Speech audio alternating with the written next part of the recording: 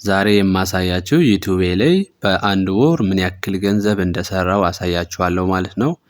በዚህ ቪዲዮ መጨረሻ ደግሞ አንድ ትልቅ ምክር እመክራችኋለሁ ሁላችሁም ማለት ነው።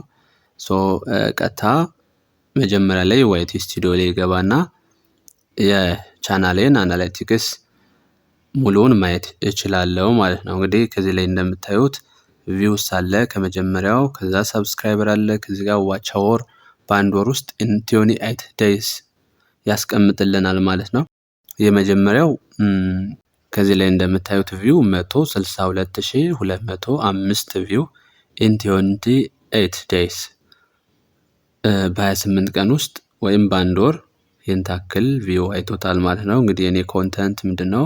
ኤጁኬሽን ነው፣ ትምህርት ነው ማስተምርበት፣ አማርኛና እንግሊዝኛን በተለይ ለጀማሪ የሆኑ ልጆች ነው ማስተምርበት ማለት ነው። በጣም ከማይታዩት ኮንተንቶች ውስጥ አንዱ ነው ኤጁኬሽን። በተለይ እንደኛ ሀገር ኤጁኬሽን ብዙ አይታይም። እንደኛ ሀገር ግን ብዙ ጊዜ የሚታዩ ኮንተንቶች ኢንተርቴይንመንት ኮንተንቶች ናቸው። ስለዚህ ይሄኛው በጣም እንደውም ታየልኝ ተብሎ ነው በጣም ብዙ እይታ አግኝቷል ተብሎ ነው 162000 ቪው ነው የታየ። እንግዲህ በየቀኑ ቪዲዮ እለቃለሁ በየቀኑ ማለት ነው።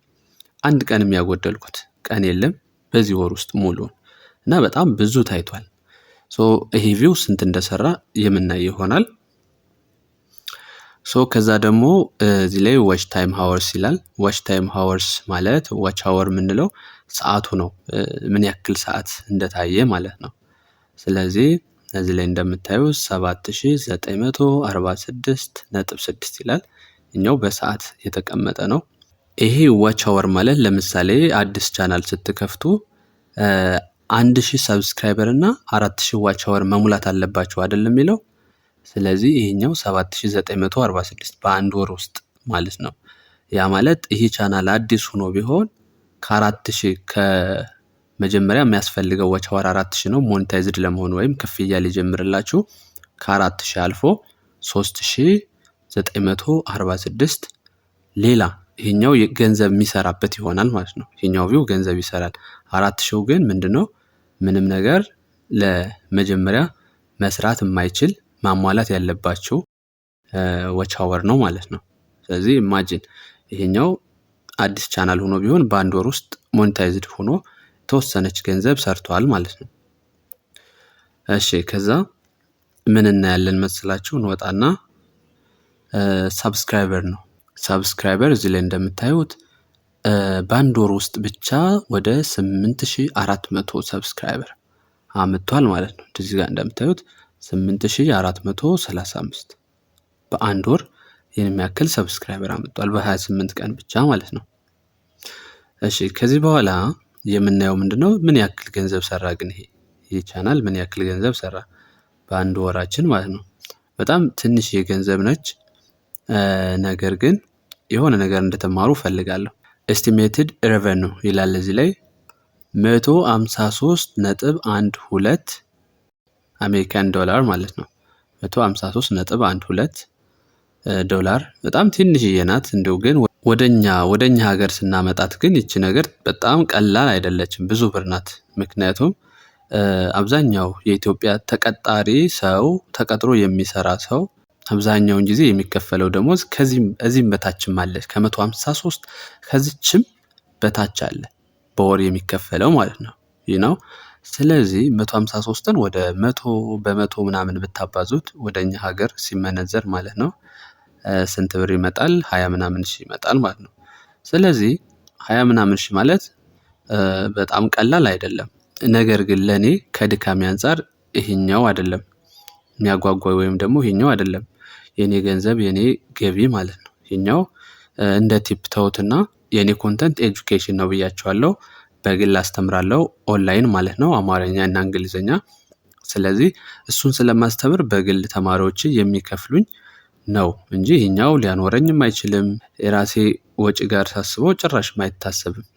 ማንኛውንም ስራ የምትሰሩ ማለት ነው ሁላችሁም ዩቲዩብ መክፈት አለባችሁ። ምክንያቱም ዩቲዩብ ማለት ምንም ሂሳብ የማያስወጣ ምንም ክፍያ የማያስከፍል በጣም በቃ ቀላል የሆነ መድረክ ነው። በጣም በዋነኝነት ደግሞ አስተማሪዎች ኤጁኬሽናል ኮንተንት አለ፣ ያ ማለት በምታስተምሩበት ሰዓት እዛ ላይ የምታስተምሩትን ነገር ምንም ድካም የለውም። የምትሰሩትን ስራ ማሳየት ነው። ምክንያቱም የእናንተ እውቀት ለሌሎች ይጠቅማል ማለት ነው።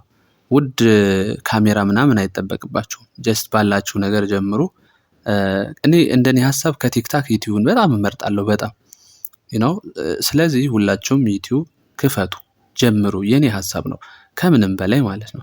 ለምሳሌ የቤት ሰራተኞች ከምንም በላይ ደግሞ ምላችሁ የቤት ሰራተኞች ቤት ላይ ኪችን ላይ የምትሰሩ ማለት ነው። ሳውዲ፣ ዱባይ ምናምን ያላችሁ የኢትዮጵያ ሰዎች በብዛት የእናንተ ኮንተንት እንደውም ብዙ ጊዜ ምግብ ጋር የተያያዘ ምግብ መስራት ማለት ነው። ምግብ እንዴት እንደምትሰሩ የተለያየ ምግብ እናንተ መስራት የምትችሉትን ምግብ ሰንበዴ የሆነ ቦታ ላይ ፍላጎት አለው ያን ነገር ለመማር እንዲሁም ደግሞ ለመስራት ፍላጎት አለው። ስለዚህ አንደኛ ነገር እውቀታችሁን አውጣችሁ እያስተማራችሁ ነው፣ ለሌሎቹ እያገዛችሁ ነው። እንደ እገዛ ቁጠሩት። ሁለተኛው ነገር ግን ራሳችሁ ተጠቃሚ ትሆናላችሁ። ውድ ስልክ አይፎን ስልክ ይዛችሁ ሳምሰንግ በጣም ውድ የሆኑ እቃዎችን ይዛችሁ ለምን አትጠቀሙበት? ለቲክታክ ብቻ መሆን የለበትም ስልካችሁ ማለት ነው። እና የኔ ሀሳብ ይህ ነው። ካሜራ ማመካኘት አይቻልም። ለምሳሌ ከካሜራ ውጭ የምትሰሯቸው በጣም ብዙ አይነት ስራዎች አሉ። በወደፊት በሰፊው አሁን ላይ ካለኝ ጊዜ አንፃር በጣም ቢዚ እየሆንኩ ነው። ለዛ ነው እንጂ የተለያዩ በጣም ጥሩ ኮንተንቶችን ይዤላችሁ እመጣለሁ በዚሁ ቻናል።